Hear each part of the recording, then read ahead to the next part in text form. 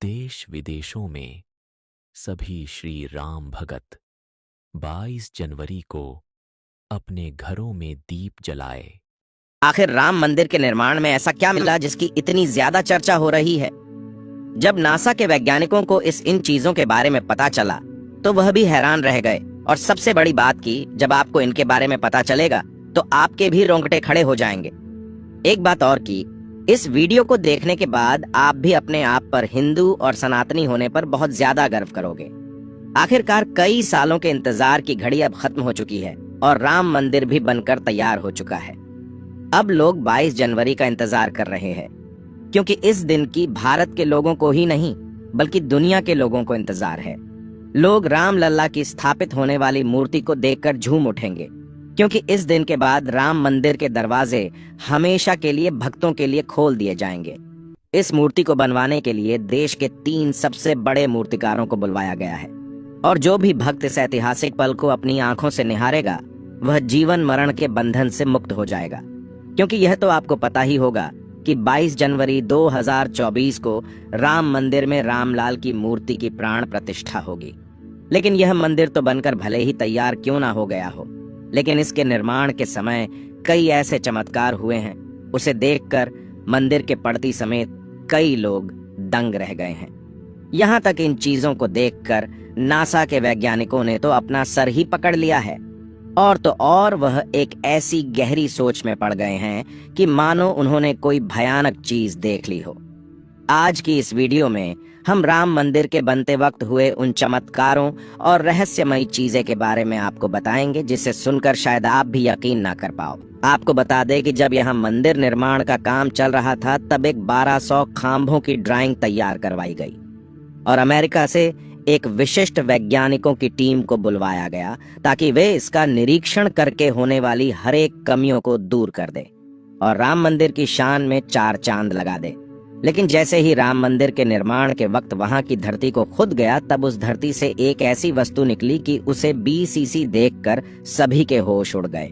और उसे चमत्कारी और दिव्या वस्तु ने न सिर्फ उन वैज्ञानिकों के होश उड़ाए बल्कि भारत सरकार को भी हिलाकर रख दिया। जिसके बाद तुरंत एक कमेटी बनाई गई और उसकी जांच के लिए लगा दी। लेकिन उसके बाद कुछ ऐसा हुआ कि वे सभी भी प्रभु श्री राम के भक्त बन गए।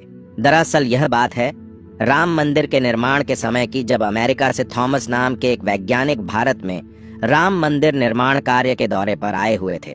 यहाँ आकर उन्होंने देखा कि राम मंदिर का निर्माण कार्य तो काफी चल रहा है, जिसके बाद उन्होंने अपना रूटीन काम फिर से करना शुरू कर दिया और अपना काम करना शुरू कर दिया। अपने काम करने के दौरान जैसे ही उनकी नजर मंदिर परिसर की तरफ गई तो उन्हें एक ऐसी जगह दिखाई जहां पर वहां धरती नरम पड़ी हुई थी। देखने में वह धरती वहां की जगह से पूरी अलग ही दिख रही थी। थॉमस को अपनी अंतरात्मा से कुछ अलग सी प्रेरणा मिलने लगी और तुरंत थॉमस ने अपने मजदूरों को वहां की खुदाई करने को बोल दिया। एक बार के लिए तो मजदूर भी हैरान हो गए कि ऐसी धरती की वह खुदाई क्यों करवा रहे हैं, लेकिन मजदूरों को तो उनका ऑर्डर मानना ही काम था, इसलिए उन्होंने बिना कुछ सवाल किए खुदाई शुरू कर दी। जैसे ही वहां पर खुदाई शुरू हुई, कुछ ही देर बाद उस धरती से पानी का प्रवाह शुरू हो गया। उस बहते हुए पानी को देख खुदाई करने वाले मजदूर परेशान हो गए, क्योंकि पानी के अंदर खुदाई करना मुश्किल ही नहीं बल्कि नामुमकिन सा हो जाता है। लेकिन जब इस पानी का सर्वेक्षण किया तो पता चला है कि यह पानी तो पास ही में बह रही सरयू नदी का पानी है। वे लोग यह समझ नहीं पाए कि यह माता सरयू का आशीर्वाद है कि वह खुद राम मंदिर के निर्माण में सहयोग कर रही थी। इस पानी ने सभी वैज्ञानिकों को एक गहरी सोच में धकेल दिया। वे यह सोचने लग गए कि अगर ऐसे ही पानी निकलता रहा तो जहां एक भव्य मंदिर का निर्माण कैसे हो पाएगा, क्योंकि एक पानी वाली सतह पर मजबूत मंदिर बनवाना कोई हंसी खेल की बात नहीं थी। उस समय सभी के दिमाग में एक ही बात थी कि सरयू नदी का मंदिर की भूमि के नीचे मिलना कोई चमत्कार है या फिर कोई कुदरत का करिश्मा, यह कोई भी नहीं जानता था। आखिरकार जब कोई भी समाधान नहीं मिला तब सभी मिलकर श्री राम से प्रार्थना करने लगे, क्योंकि जाहिर सी बात थी जब तक वो माता सरयू के पानी की धारा बंद नहीं होगी तब तक आगे का काम शुरू नहीं किया जा सकता था। लेकिन अगले ही दिन श्री राम ने उनकी पुकार सुन ली और माता सरयू का पानी स्वतः ही बंद हो गया और एक बार फिर राम मंदिर का निर्माण कार्य जोरों शोरों से शुरू हो गया।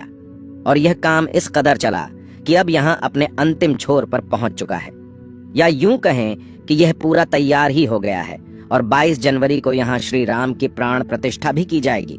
यह मंदिर इतना भाव बना है कि इस देखने के लिए भारत सरकार ने यहाँ पर एक अंतर्राष्ट्रीय हवाई अड्डा भी बनवाया है, ताकि देश और दुनिया के लोग सीधे ही यहाँ पर आ सके और इसे देख सकें। यह मंदिर तो आप कभी भी देख सकते हैं, लेकिन अब सवाल यह है कि जब पुराने समय में यहाँ पर राम मंदिर था, वह कैसा दिखता था, जिसे तोड़कर बाबर ने बाबरी मस्जिद बनाई थी। उसे राम मंदिर का निर्माण आखिर किसने किया था?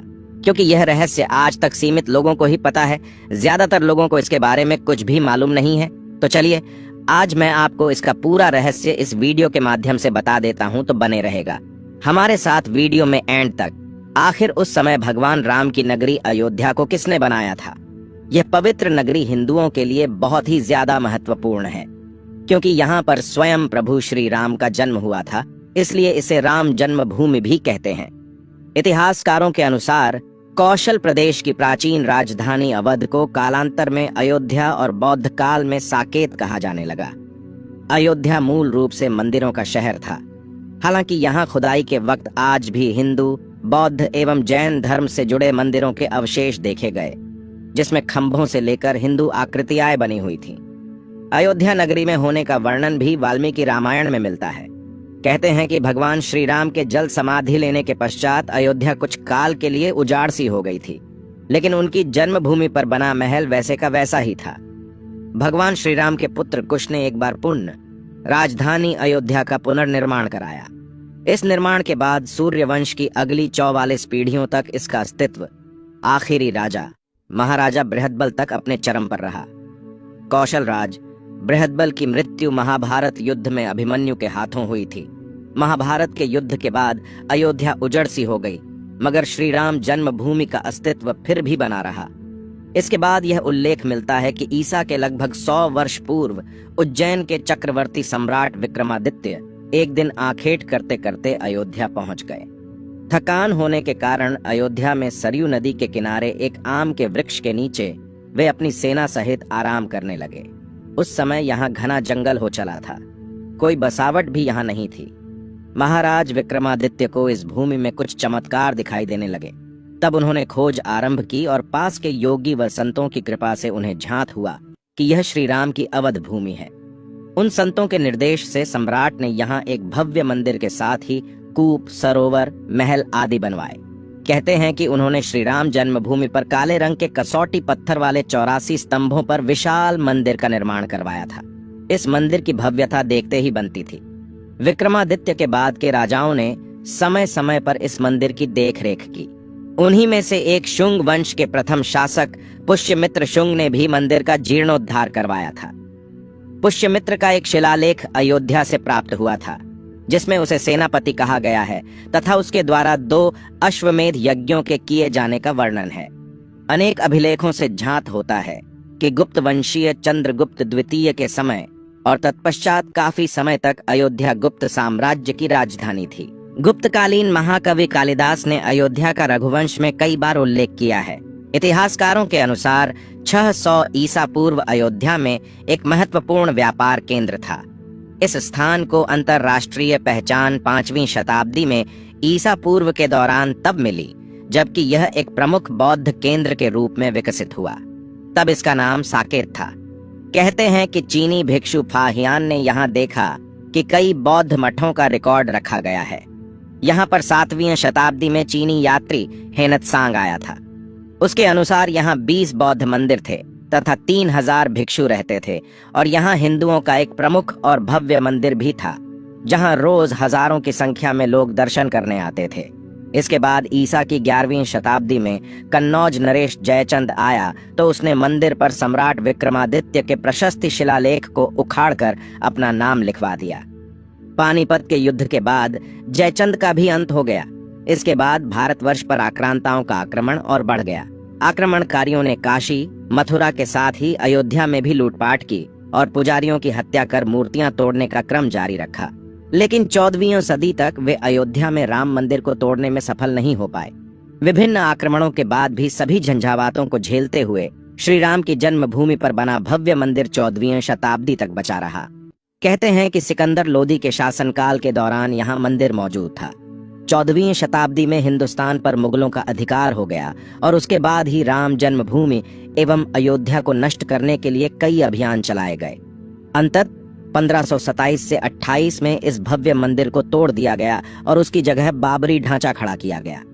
कहते हैं कि मुगल साम्राज्य के संस्थापक बाबर के एक सेनापति ने बिहार अभियान के समय अयोध्या में श्री राम के जन्म स्थान पर स्थित प्राचीन और भव्य मंदिर को तोड़कर एक मस्जिद बनवाई थी, जो 1992 तक विद्यमान रही। बाबरनामा के अनुसार 1528 में अयोध्या पडीडी ढाव के दौरान बाबर ने मस्जिद निर्माण का आदेश दिया था। अयोध्या में बनाई गई मस्जिद में खुदे 2 संदेशों से इसका संकेत भी मिलता है। इसमें एक खास तौर से उल्लेखनीय है।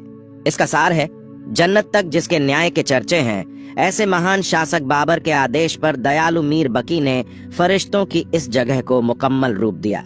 हालांकि यह भी कहा जाता है कि अकबर और जहांगीर के शासनकाल में हिंदुओं को यह भूमि एक चबूतरे के रूप से सौंप दी गई थी, लेकिन क्रूर शासक औरंगजेब ने अपने पूर्वज बाबर के सपने को पूरा करते हुए यहाँ भव्य मस्जिद का निर्माण कर उसका नाम बाबरी मस्जिद रख दिया था।